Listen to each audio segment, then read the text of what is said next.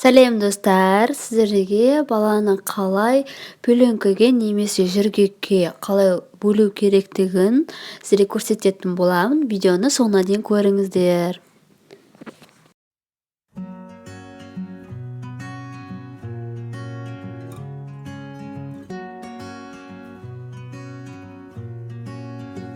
bensound.com.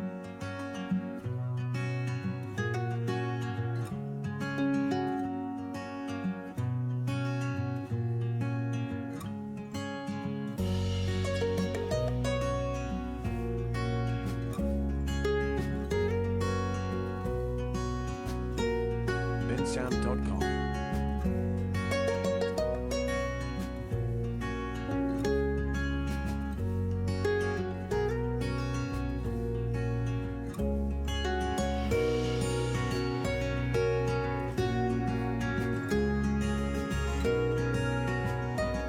bensound.com.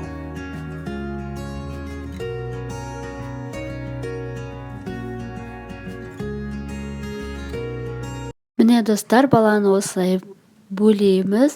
Яғни бала тегіс жатады, қолдары, аяқтары, бұл өте пайдалы. Және де бұл біздің ата-бабамыздан келе жатқан нәрсе десем де болады. Ешқандай балаға зияны жоқ. Яғни бала іште аяқ-қолы бүгіліп жататындықтан осылай бала көбіне бүгіліп тұрады. Сондықтан осылай баланы пөленкіге 1-2 айына дейін осылай ұстаған абзал. Өте пайдалы, жасап көріңіздер осылай. Және де достар, сіздерге бір кеңесім, яғни осылай баланы күндегісін таңертең осылай екпетіне жатқызып қойыңыздар. Яғни баланың басын көтеруіне, кеудесін көтеруіне өте пайдалы, яғни септігін тигізеді. Видеоны лайк басып тіркелуді ұмытпаңыздар.